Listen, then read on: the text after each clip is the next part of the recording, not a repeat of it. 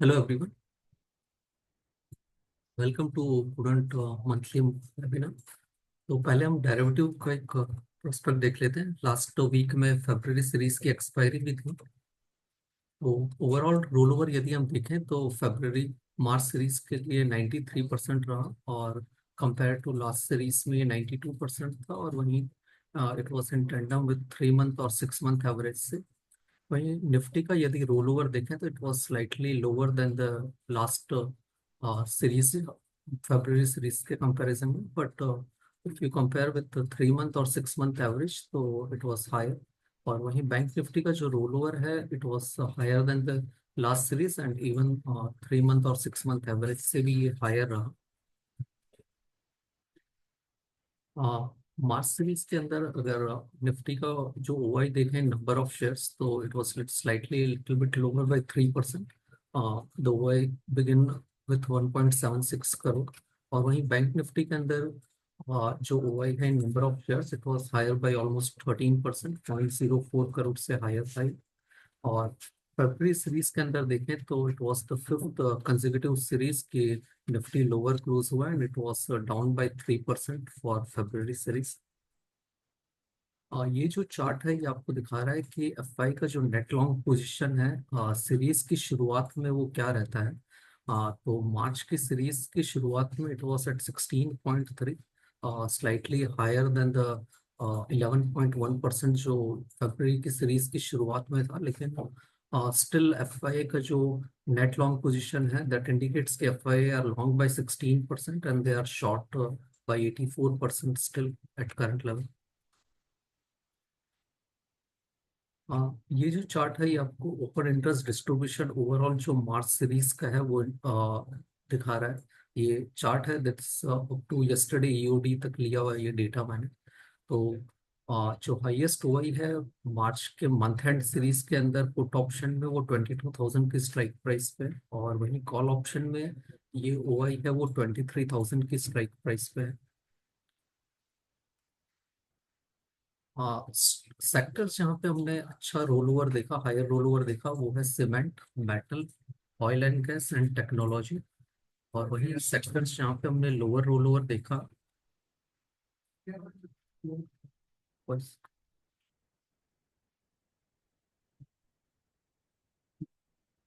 Lower roll over देखा वो है auto, banking and finance, construction and infra, engineering, FMCG and power. वही stocks, particular stocks जिनमें हमने स्ट्रॉन्ग रोल ओवर देखा वो है Crompton, United spirit, JSW steel, Godrej consumer products and ICICI bank. और वहीं स्टॉक्स जिनमें हमने वीक रोल ओवर देखा वो है Manappuram, Berger paint, Escort Supreme industry and OFSS.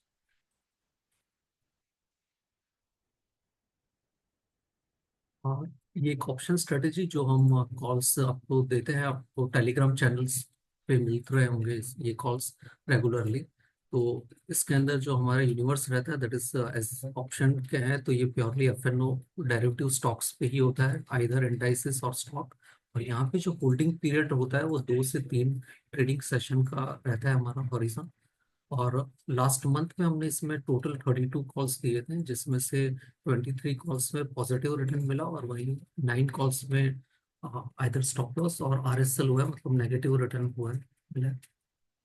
So this is derivative का हो गया। अभी हम आपको टेक्निकल जो मार्केट का व्यू है दैट विल बी शेयर।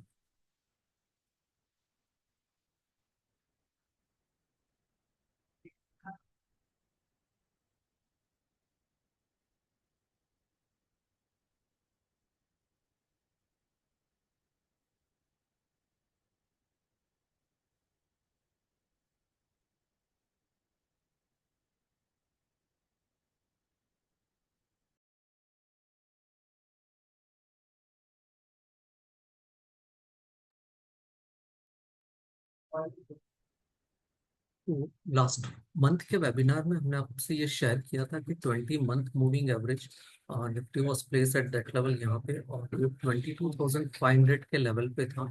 और हमने बताया था कि ये एक इमीडिएट सपोर्ट है निफ्टी में, और ये यदि रीच होता है डिसाइसिवली तो ये जो ट्रेंड लाइन है, यदि हम जून 2022 और मार्च 2023 के लोस को जो एडजॉइन करते हैं, तो ये उस टाइम पे 21,700 पे प्लेस था।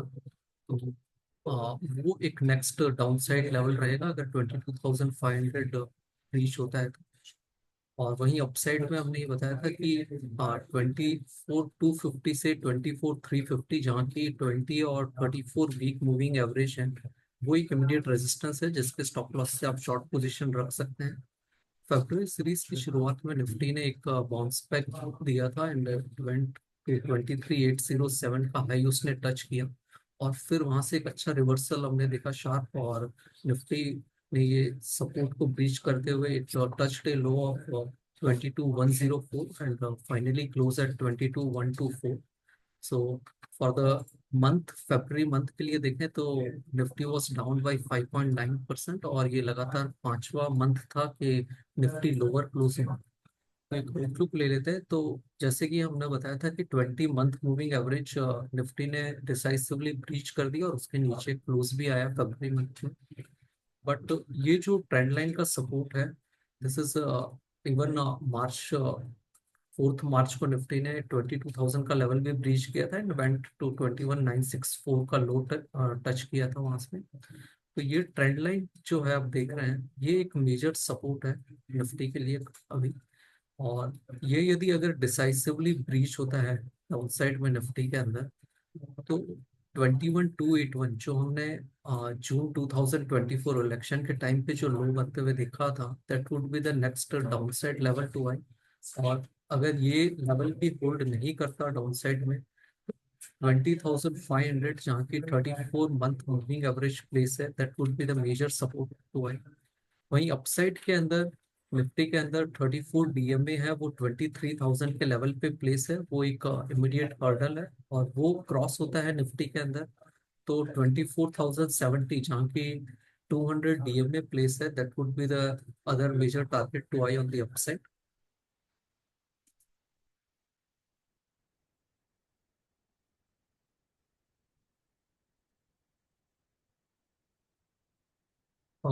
ये जो चार्ट है ये सिल्वर का है, हमने इस पे बाई रिट्रेट तो पहले भी किया था, और इवन लास्ट वेबिनार में भी हमने ये शेयर किया था। और फरवरी मंथ में निफ्टी सिल्वर ने एक अच्छा बाउंस बैक दिया है, नेट टच्ड हाई ऑफ 33.39, और फिर वहां से हम लिटिल बिट करेक्शन भी देखा, and right now silver is place at 31.80। तो हमारे जो यहाँ पे अपसाइड टारगेट है वो 35.24 और 41.65 जो कि इंटैक्ट है, जो कि ओवरऑल हम 2011 के हाइस से अगर देखें तो दोज आर द 61.8 और 78.6% रिट्रेसमेंट लेवल है, तो those are the upside target to I.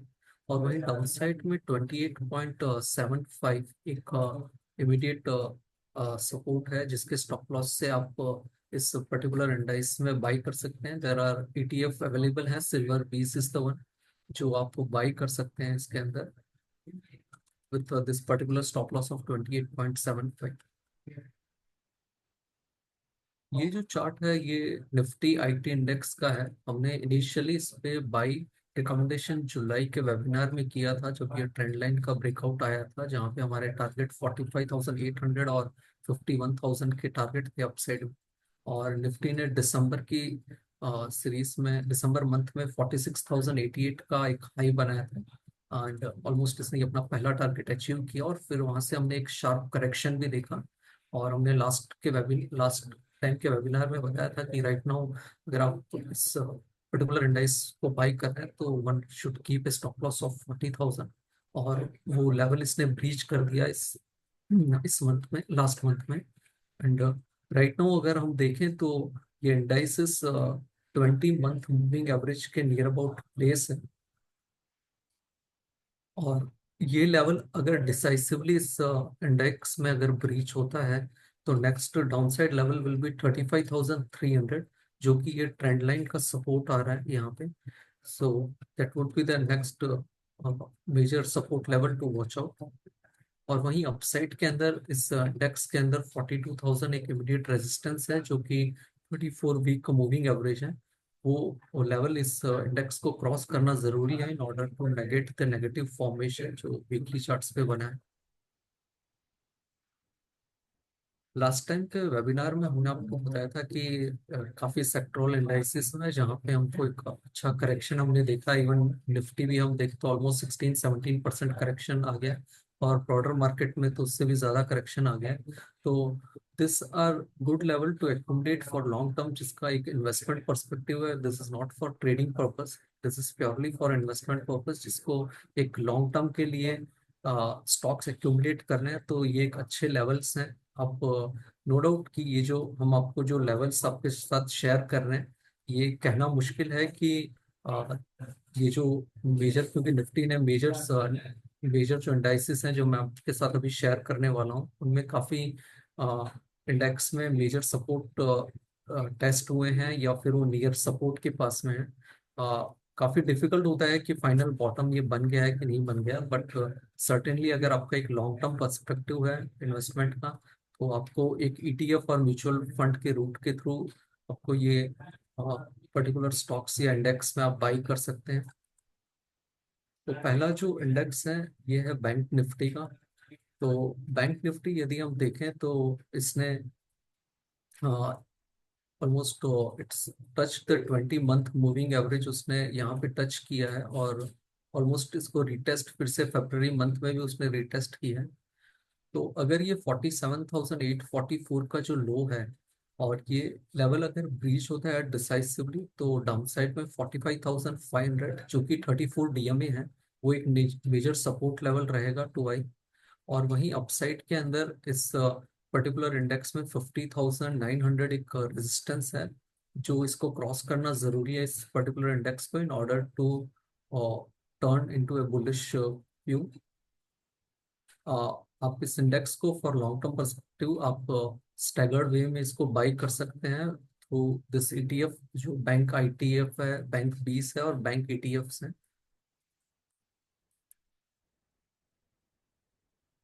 Second जो चार्ट है वो निफ्टी फाइनेंशियल सर्विस का है। ये इंडेक्स यदि हम देखें तो it is relatively stronger than bank Nifty और निफ्टी से भी, क्योंकि इस पर्टिकुलर इंडेक्स ने अपना 20 मंथ मूविंग एवरेज है वो ब्रीच नहीं किया है अभी भी। एंड जो अभी 23,700 पे प्लेस है। तो इस पर्टिकुलर स्पेस के अंदर हमारा जो पॉजिटिव व्यू है वो एचडीएफसी बैंक है, आईसीआईसीआई बैंक है, कोटक बैंक है, बजाज फिनेंस है, बजाज फिनसर्व, श्रीराम फिनेंस और एसबीआई कार्ड है, जो हमको अच्छे लगते हैं चार्ट पर्सपेक्टिव से। ये जो चार्ट है ये निफ्टी मेटल इंडेक्स का है। निफ्टी मेटल इंडेक्स यदि हम देखें तो जनवरी मंथ में जो उसने लो बनाया था, जैसे कि बैंक निफ्टी ने अपना जनवरी में जो लो उसने फिर से रिटेस्ट किया था, बट इस पर्टिकुलर इंडेक्स ने अपना लो अभी तक फिर से रिटेस्ट नहीं किया है। एंड इट इज मेकिंग यहाँ पे जो, अगर ये लेवल अगर ब्रीच होता है जो जनवरी में लो बना था 7935 का, तो इसमें 34 डीएमए जो कि 7400 पे प्लेस है, वो नेक्स्ट सपोर्ट लेवल रहेगा टू आई।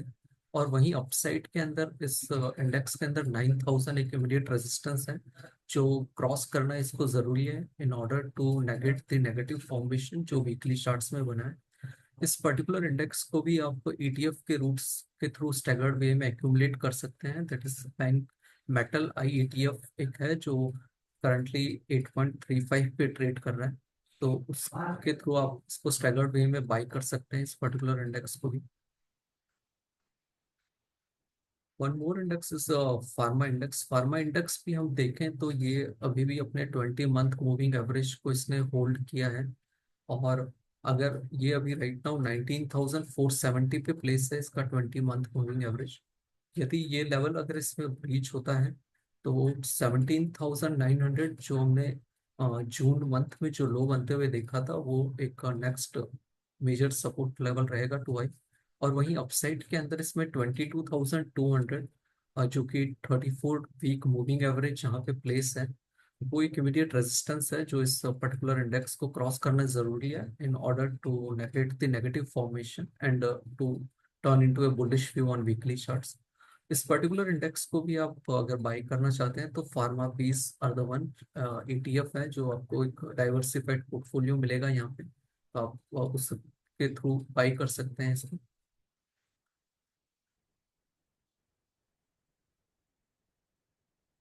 This is, ये जो चार्ट है वो सीपीएससी इंडेक्स है। इस इंडेक्स ने अपना 20 month moving average last series में ब्रीच कर दिया है। और अब जो मेजर नेक्स्ट सपोर्ट लेवल है इसके अंदर वो 4600 के लेवल पे प्लेस है, जो कि 34 मंथ मूविंग एवरेज है। और वहीं अपसाइड के अंदर 6550 एक रेजिस्टेंस है वीकली चार्ट्स में, जो क्रॉस करना इसके लिए जरूरी है in order to turn into a bullish view on weekly charts. इस पर्टिकुलर इंडेक्स को भी आप स्टैगर्ड वे में एक्यूमुलेट कर सकते हैं थ्रू ईटीएफ के रूट से, दैट इज सीपीएससी ईटीएफ आप बाई कर सकते हैं।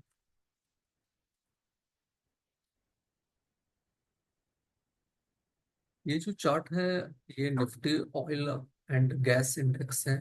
इस पर्टिकुलर इंडेक्स ने अपना मार्च सीरीज के अंदर, यदि हम आप चार्ट पे देख रहे हैं तो ये 34 मंथ मूविंग एवरेज को इसने टेस्ट किया है अभी। जो कि और वहीं अपसाइड के अंदर हम देखें तो 11,550 एक रेजिस्टेंस है वीकली चार्ट्स में, जो क्रॉस करना इस पर्टिकुलर इंडेक्स के लिए जरूरी है in order to turn into a bullish on weekly charts. और इस पर्टिकुलर इंडेक्स को भी आप ईटीएफ के रूट से बाई कर सकते हैं, जो ऑयल आई ईटीएफ है इस द वन, जहाँ पे आप इस पर्टिकुलर इंडेक्स को स्टैगर्ड वे में बाई कर सकते हैं।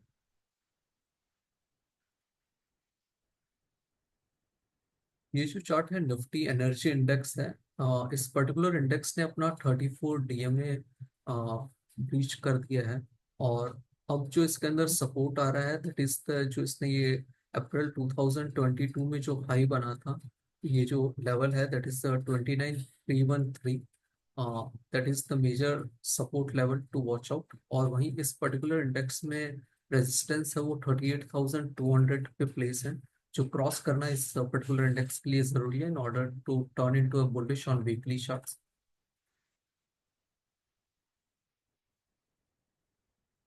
दिस इज ये जो चार्ट है ये निफ्टी इंफ्रा इंडेक्स है। निफ्टी इंफ्रा इंडेक्स ने अपना 20 month moving average last month में ब्रीच किया है। और अब इसके अंदर जो नेक्स्ट सपोर्ट लेवल है वो 6900 के लेवल पे आएगा, जो कि 34 डीएमए प्लेस है जहाँ पे। और वहीं अपसाइड के अंदर 8750, जो कि 34 वीक मूविंग एवरेज जहाँ पे प्लेस है, वो एक इमीडिएट रेजिस्टेंस है वीकली चार्ट्स पे। और वो क्रॉस करना जरूरी है इस इंडेक्स के लिए। यहाँ पे भी आप स्टैगर्ड वे में आप ईटीएफ के रूप से इस पर्टिकुलर इंडेक्स को एक्यूमुलेट कर सकते हैं थ्रू इंफ्रा बीस and infra ETF.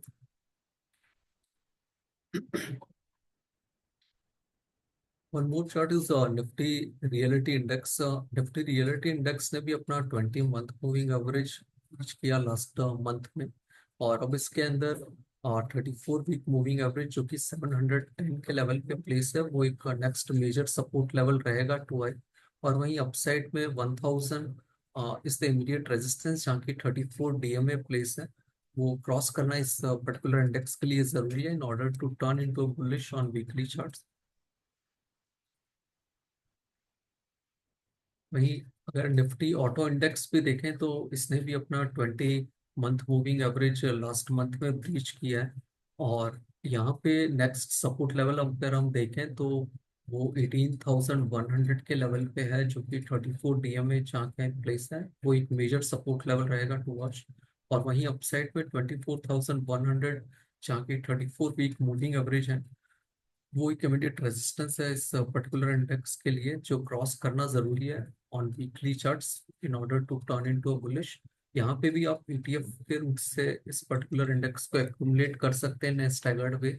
Auto BeES and auto I ETF are the two ETF available. Pru Alpha जो हमारा एक technical purely long technical recommendations रहती है, यहाँ पे जो यूनिवर्स ऑफ स्टॉक्स रहते हैं वो निफ्टी 500 के रहते हैं। और जो टाइम हॉरिजन रहता है वो हम 1 से 2 महीने के लिए इस व्यू से ये पर्टिकुलर स्टॉक्स रिकमेंड करते हैं। तो लास्ट मंथ में हमने टोटल 3 रिकमेंडेशंस दी थी इस पर्टिकुलर प्रू अल्फा के अंदर, जिसमें से 2 में स्टॉप लॉस हुए हैं और 1 कॉल है वो ओपन है।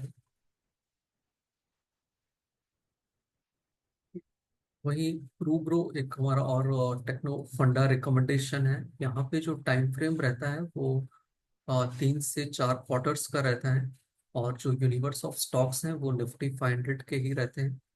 और लास्ट मंथ में हमने इसमें दो न्यू रिकमेंडेशंस इनिशिएट्स की थी बाई के लिए। और वही एक रिकमेंडेशन जो पीएनबी हाउसिंग फाइनेंस हमने सितंबर मंथ में दिया था एट 995, उसने 1202 का हाई टच किया। जस्ट हमारा जो टारगेट था उससे पहले वो रिवर्स हो गया, देन लास्ट मंथ में उसने अपना ये जो स्टॉप लॉस है वो ट्रिगर किया। So investment in secondary market are subject to market risk. Read all the related documents carefully before investing. और जो भी स्टॉक्स हमने डिस्कस किए हैं, ये past performance is not indicative of future results. जो भी स्टॉक हमने डिस्कस किए उसमें हमारे रिलेटिव्स का और हमारे क्लाइंट्स की पोजीशन हो सकती है। Please read the detail disclaimer the below link. And now I hand over it to Nihal for fundamental.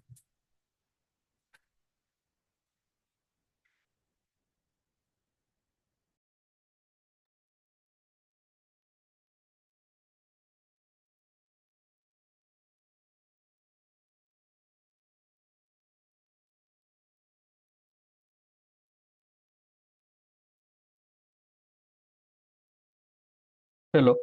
Hi everyone. सबसे पहले हम लास्ट 1 मंथ के क्या रिटर्न्स किधर जनरेट हुए हैं, किधर कितने पैसे गए हैं, कितने मार्केट किधर टूटा है, वो हम देख लेते हैं।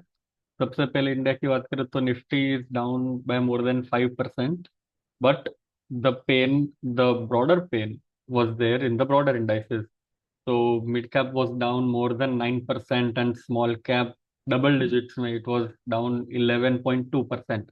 तो ये जो बात थी कि हम बोल रहे थे बहुत ही महीनों से कि स्मॉल कैप और मिड कैप में अभी एक काइंड ऑफ अ बबल, या आप बोल सकते हैं कि एक्सपेंसिव वैल्यूएशन जो है वो हो चुके थे, वो धीरे धीरे पिछले 4-5 महीनों में अनरावल हो रहा है। And the pain has been slow.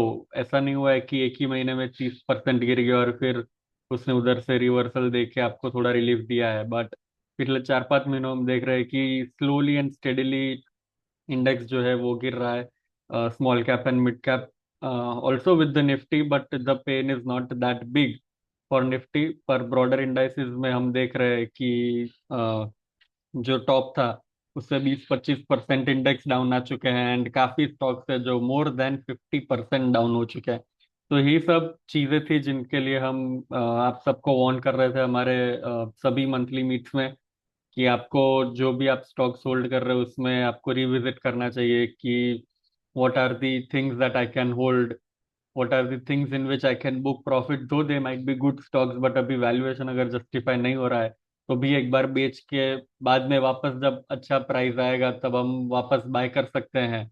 And that would be the smart move जो हमने बोला था, but a lot of things have happened between then and now। और अब हम बात करेंगे आगे की, उससे पहले ग्लोबल इंडेक्सेस की बात करें तो नैस्डैक, डाउ जोन्स, एस&पी सभी ने एक अच्छा सा 5% के आजू बाजू कट देखा है, नैस्डैक मोर देन 7%।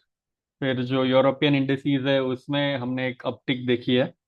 बट जहाँ पे अगर हम बात करें कि which sector, sorry which exchange was the hero of the month, तो हीरो ऑफ द मंथ हम देख सकते हैं कि हैंगसेंग इंडेक्स रहा है with more than 14.5% returns in the last 1 month. तो वो एक काफी बड़ा आउटलायर हम कह सकते हैं कि वो इंडेक्स कुछ अलग दिशा में बढ़ा है, एंड बाकी सब ग्लोबल इंडेक्स अलग दिशा में थोड़े चले हैं। आगे हम बात करते हैं कि जो इंडियन मार्केट्स हैं, ये करेक्शन के बाद भी मार्केट कैप टू जीडीपी का जो रेशियो है हमारा वो मोर देन 115% रहा है। यहाँ पे जो नंबर है उसमें कंसिडर किया है कि Feb 25 में जो मार्च का एस्टिमेटेड जीडीपी नंबर आने आएगा, तो वो हमने नंबर कंसिडर किया है बिफोर डिवाइडिंग इट। तो यहाँ पे भी हम देख सकते हैं कि market cap to GDP more than 110%, more than 115% अभी भी चल रहा है, जो 150% के पीक से नीचे आया है।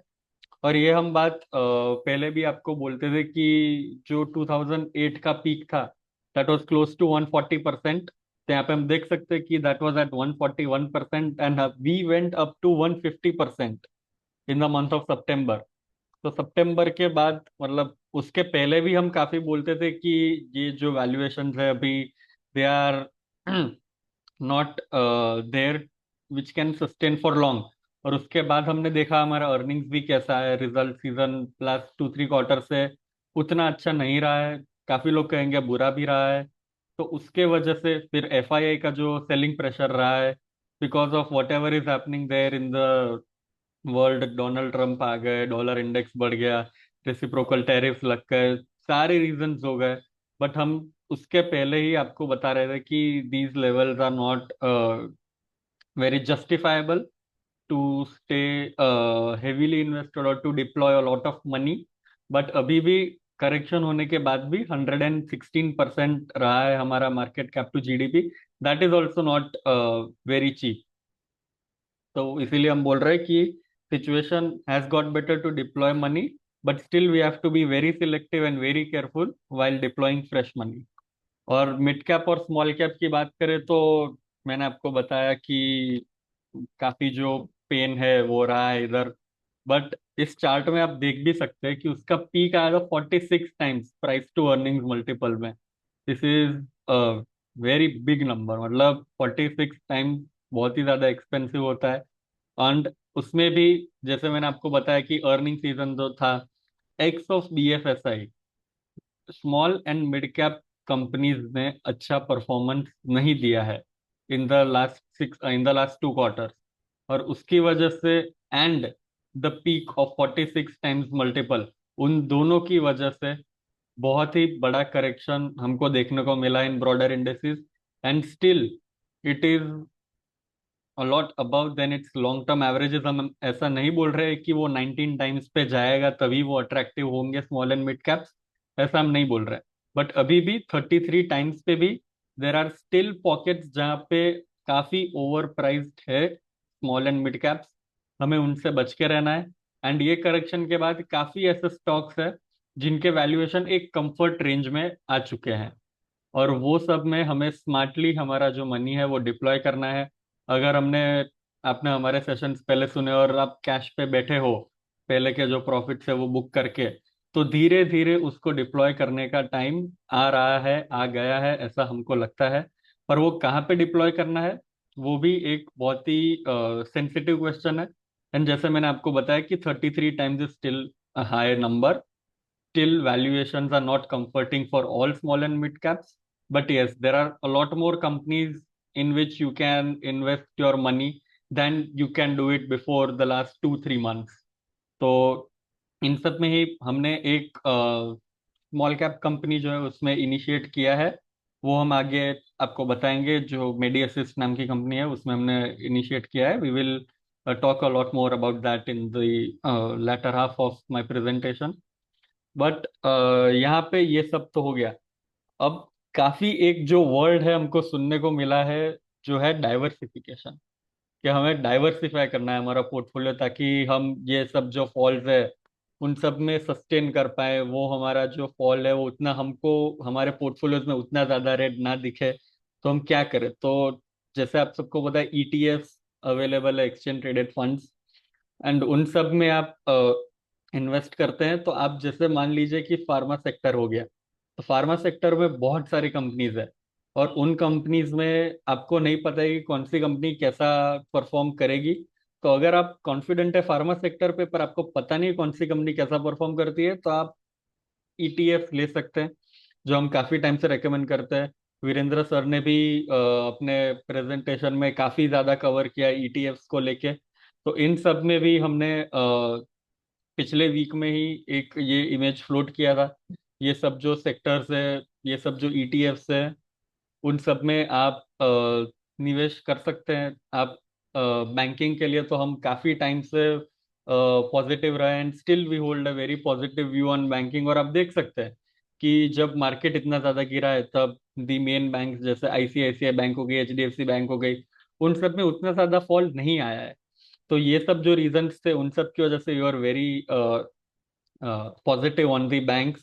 फिर आप प्रेशियस मेटल्स को भी देख लीजिए, गोल्ड बीज है, सिल्वर बीज है, सिल्वर बीज कवर भी किया था वीरेंद्र सर ने। एंड गोल्ड भी है जो एक आप सेफ हेवन मानते हैं, उन सब में भी आप इन्वेस्ट अभी कर सकते हैं।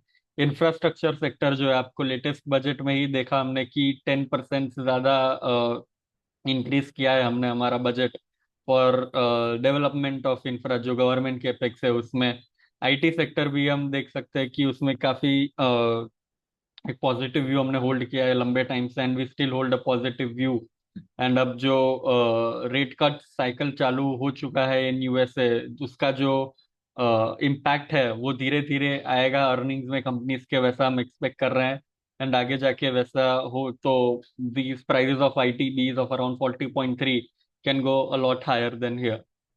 तो ये हो गया हमारे डाइवर्सिफिकेशन की बात।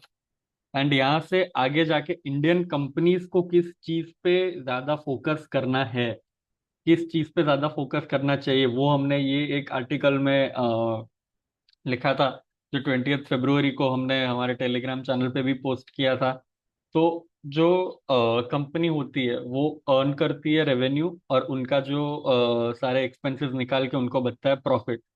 तो पहले क्या बात होती थी कि टॉप लाइन का ग्रोथ उतना ज्यादा नहीं था, पर नीचे जो एक्सपेंसेस थे उनके, वो काफी ज्यादा हद तक वो कंट्रोल में कर पाते थे, क्योंकि कमोडिटीज प्राइसेस काफी बिनाइन थी। Of they were supportive for the companies. फिर जो कैपेसिटी यूटिलाइजेशन है, वो भी कोविड के टाइम पे बहुत ही नीचे चली गई थी, एंड कोविड के बाद जो डिमांड आई उसकी वजह से उन्होंने अच्छे से एक बार अपने कैपेसिटीज को भी यूटिलाइज किया। And there are lot of other things जो हेल्प की है कंपनीज को अपना प्रॉफिट बढ़ाने में। बट पिछले कुछ टाइम में हम ये क्या देख पा रहे हैं कि जो बॉटम लाइन का ग्रोथ है वो धीरे धीरे नीचे आ रहा है, क्योंकि टॉप लाइन उसको सपोर्ट नहीं कर रहा है। देर आर सर्टन कंपनीज के जहाँ पे जो मार्जिन है वो या तो स्टैग्नेंट हो चुके हैं या तो थोड़ा थोड़ा डिक्लाइन कर रहे हैं। तो ऐसा होगा तो प्रॉफिटेबिलिटी को बढ़ाने के लिए आपका एकमात्र सोर्स है टॉप लाइन बढ़ाना। कि आपको एब्सोल्यूट टर्म्स में अगर आप मार्जिन नहीं बढ़ा सकते, मार्जिन स्पीक आउट हो चुके हैं, जो हो जाता है काफी कंपनीज के लिए, आपका रॉ मटेरियल कॉस्ट घट घट के कितना होगा, आपका अगर पहले 20% ऑफ टॉप लाइन था, अब 15% हो गया, तो ऐसा तो नहीं हो सकती वो सीधा 10% 5% भी चला जाएगा। तो what has to happen for that is concentrate on the top line. And government ने भी ये जो चीज है वो नोटिस की है कंपनीज में, वो नोटिस की इंडिया के लिए। तो उन्होंने भी, जैसे हमको पता है कि बजट में अनाउंसमेंट्स किए जो काफी प्रो कंजम्पशन थे, ताकि इंडियन कंपनीज की टॉप लाइन बढ़े एंड उनकी अर्निंग्स बेटर हो आगे जाके। तो ये जो है एक काफी अच्छा आर्टिकल है जो आप पढ़ सकते हैं, जिधर हमने बताया कि इंडियन कंपनीज को अपना टॉप लाइन बढ़ाने के लिए क्या एफर्ट्स डालने चाहिए, एंड कैसे अगर टॉप लाइन आगे जाके नहीं बढ़ा फॉर FY 26 और FY 27, तो आगे जाके प्रॉफिटेबिलिटी ग्रोथ में एक प्रॉब्लम आ सकता है, because we think the margin have plateaued in the last 2 और 3 क्वार्टर्स। और आगे जाके प्रॉफिट बढ़ाने के लिए top line growth is very important. तो हमने बात की थी पहले की जो एक कंपनी है जिसपे हमने इनिशिएट किया इन द लास्ट मंथ, वो है मेडी असिस्ट। तो मेडी असिस्ट एक थर्ड पार्टी एडमिनिस्ट्रेटर है for the claims that you go for when you are hospitalize. जैसे कि मैं आपको बताता हूँ, सिंपल सी बात है, आप अगर किसी भी हॉस्पिटल में जाएंगे, आप फॉर एग्जांपल नॉन कैश जो होता है सेगमेंट, उसमें आप हॉस्पिटलाइज हो गए या आप कैश में भी हॉस्पिटलाइज हो गए, तो आप जब अपना बिलिंग कराते हैं, तब आपका क्लेम जो है वो पास करती है कोई कंपनी। आपको ऐसा लगता हो कि आपका फॉर एग्जांपल HDFC अर्गो में है इंश्योरेंस, और आपने मेडिकल जो ट्रीटमेंट है वो लेके आप चेकआउट कर रहे हैं, तब HDFC अर्गो ने आपका जो क्लेम है वो पास करा दिया। But every time it is not necessary कि HDFC अर्गो ने ही वो पास किया हो, they also outsource the services to third party administration, because उन सब कंपनीज का मेन काम होता है पॉलिसीज बनाना और पॉलिसीज बेचना।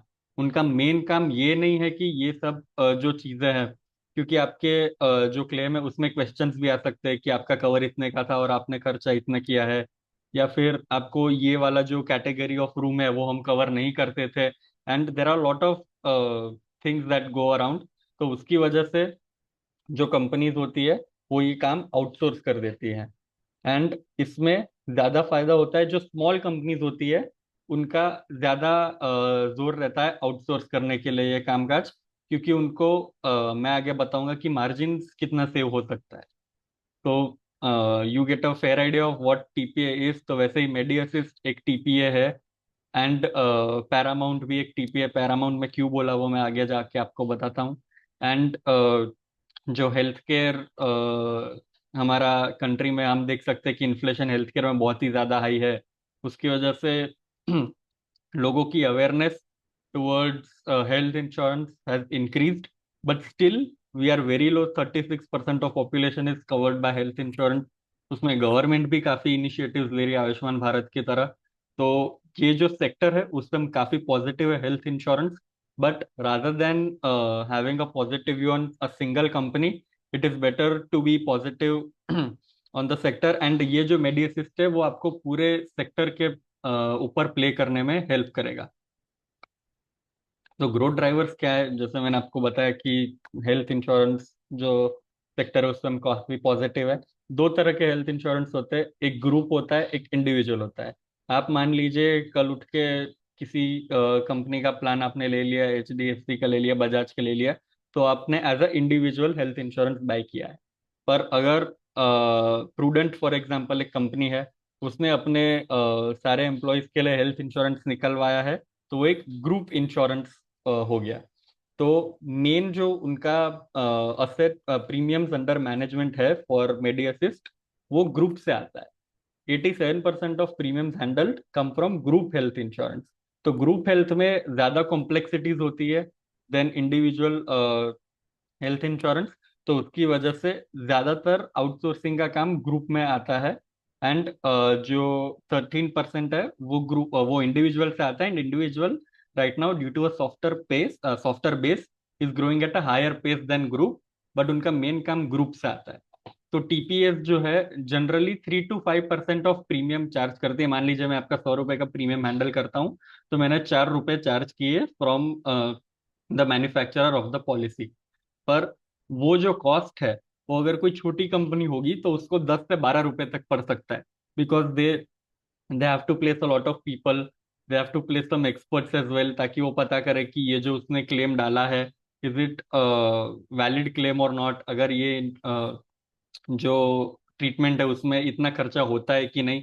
तो वो सब के लिए उनको एक बहुत ही बड़ी टीम बिठानी पड़ती है। उसके बदले उसमें उनका 10 to 12% ऑफ प्रीमियम खर्चा आ जाता है। उसके बदले अगर वो टीपीए को दे, जैसे कि मेडी असिस्ट है, तो उसमें उनको 3 या 5 रुपए तक का ही खर्चा देना पड़ता है। तो उसकी वजह से जो बहुत ही बड़ा कॉस्ट डिफरेंशियल भी प्रोवाइड करते हैं टीपीएस, उसकी वजह से धीरे धीरे ये जो आउटसोर्सिंग का काम है, जो आउटसोर्स करना है फ्रॉम हेल्थ इंश्योरेंस कंपनीज, वो बढ़ेगा। एंड उसकी वजह से we have even more positive view than health insurance companies to the TPS like MediAssist. And inorganic expansion इनको अब बहुत ही ज्यादा रहता है। यहाँ पे हम देख सकते हैं कि 5 कंपनीज है जो उन्होंने एक्वायर की है। And there is another sixth one जो पैरामाउंट है, जो सेकेंड हाईएस्ट मार्केट शेयर था उसका। फर्स्ट वॉज मेडिअसिस्ट जिसका 19.5% जितना मार्केट शेयर था। एंड सेकंड वाज पैरामाउंट जिसका 4.5 to 5% जितना मार्केट शेयर था।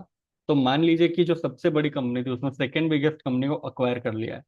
तो जो 25% प्लस इसका मार्केट शेयर है, वो हो जाएगा आफ्टर इट्स एक्विजिशन। ये एक्विजिशन डन है, इसका जो क्लियरेंसेस है वो आ गया है। पर अभी जो नेक्स्ट ईयर से उसका आपको रिजल्ट में नंबर्स दिखने को मिलेगा।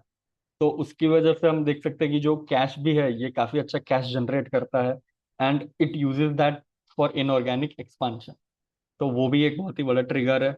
जो छोटी कंपनीज है उसको अक्वायर करता है, उनमें मार्जिन कम बनते हैं, so they are also in a way ready to sell that company off. तो उसकी वजह से यहाँ पे इनऑर्गेनिक एक्सपांशन का भी बहुत बड़ा स्कोप है। एंड मार्केट शेयर इंक्रीज करके अपना एक मान लीजिए कि मार्केट शेयर बढ़ाता जाएगा, तो वो टेक रेट भी शायद अपना बढ़ा सके if it becomes kind of a monopoly, which is difficult. तो यहाँ पे रिस्क और वैल्यूएशंस की भी बात कर ले तो सबसे पहले तो बात करते हैं वैल्यूएशंस की। It has corrected more than 35% from its high, and 2 year forward पे अभी 22 टाइम्स जितने पे वो ट्रेड कर रहा है। And we believe that it is good time to buy this stock. And हमारा टारगेट प्राइस जो है वो 645 रुपीज का है। 15.5% जितना अगर कि अगर आप इसमें, अगर हमारा 645 का टारगेट आता है तो मिल सकता है। तो we have a positive view and we initiated on this stock. पर यहाँ पे हम रिस्क की भी बात करें तो अगर रेगुलेशंस में कुछ चेंज आते हैं टीपीएस के, तो उसकी वजह से प्राइसिंग में प्रेशर आ सकता है। जैसे मैंने आपको बताया कि स्टार्टअप्स भी जो होते हैं, जो छोटी कंपनीज है, वो सब अपना स्टार्टअप से बहुत ही ज्यादा फंडिंग उठाते हैं मार्केट से। सो दे आर देयर, अगर ये मान लीजिए 3.5% चार्ज करता है ऑफ प्रीमियम, वो आके बोला है कि मैं 3% ही चार्ज करूंगा, and they, I am telling you, run in losses. पर as they are richly funded, they can bear those losses to grab the market share. उसकी वजह से भी एक प्राइसिंग प्रेशर आगे जाके आ सकता है इनको, वो एक रिस्क है। दूसरा जो है, इकोनॉमी में अगर थोड़ा स्लो डाउन हुआ तो एम्प्लॉयज का जो हायरिंग है वो स्लो हुआ, तो प्रीमियम्स जो ग्रुप का है वो कम होंगे, उसकी वजह से उनके वॉल्यूम्स कम होंगे। तो एंड ये चीज जो है वो इस ईयर में मेडी असिस्ट के मैनेजमेंट ने अलूड किया था कि जो हायरिंग है वो स्लो रही है इस साल में थोड़ा, तो उसकी वजह से जो ग्रोथ है प्रीमियम्स में ग्रुप का, वो उतना ज्यादा नहीं रहा है। एंड आगे जाके अगर ये स्लोनेस कंटिन्यू रहती है तो फिर उसमें प्रीमियम का ग्रोथ थोड़ा नीचे आ सकता है। उसकी वजह से margin, sorry, economies of scale जो है उनकी थोड़ी कम हो सकती है, मार्जिन डाउन आ सकते हैं। But these are the risk that remain there in Mediaset. So, thank you everyone. If there are any sector specific questions तो आप पूछ सकते हैं, वरना अगर कोई स्टॉक स्पेसिफिक क्वेश्चन हो तो वो हम आपको बोलेंगे कि आप हमारा जो व्हाट्सएप का चैनल है उसमें आप सारे क्वेश्चंस अपने डालें। तो व्हाट्सएप का जो हमारा नंबर है वो मैं अभी चैट में डालता हूँ, ताकि उसमें जो भी आपके स्टॉक स्पेसिफिक क्वेश्चन हो वो हम उसमें आंसर कर देंगे। कोई सेक्टर स्पेसिफिक क्वेश्चन हो तो please ask in the chat box. PPT नहीं मिलेगी, बट ये जो पूरा सेशन है उसका रिकॉर्डिंग आपको यूट्यूब पे हमारा जो चैनल है फंड्स बाजार ब्रोकिंग का, उस पे मिल जाएगा।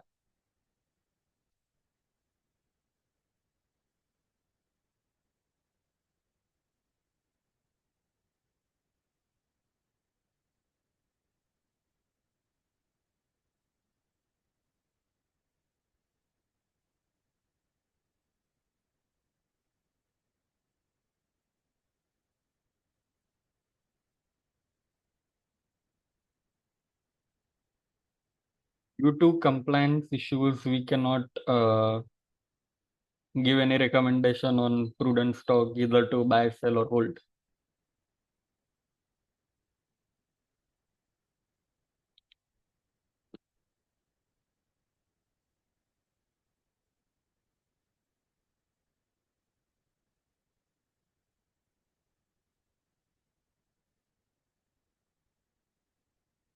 So if there are no further questions, we may close the session.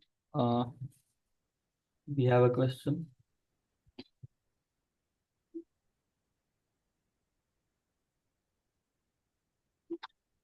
तो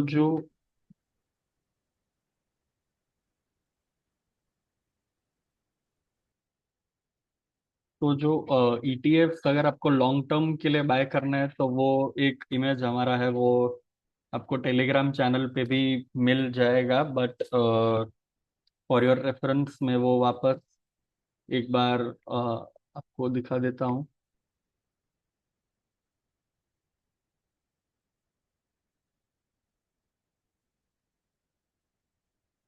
I hope my screen is visible.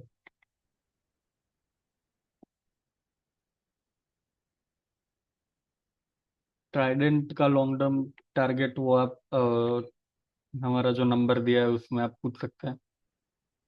YouTube channel of prudent नहीं, फंड्स बाजार ब्रोकिंग यूट्यूब चैनल का नाम है।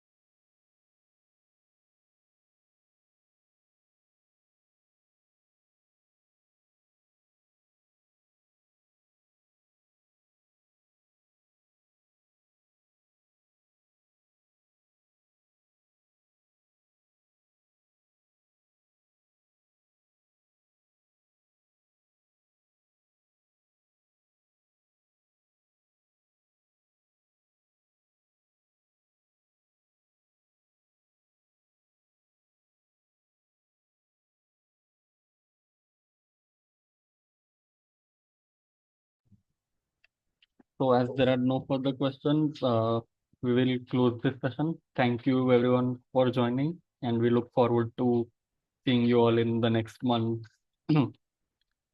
मीटिंग एंड हमने जो भी व्हाट्सएप का जो नंबर है वो चैट में डाल दिया है, Telegram link also is there in the chat. Thank you.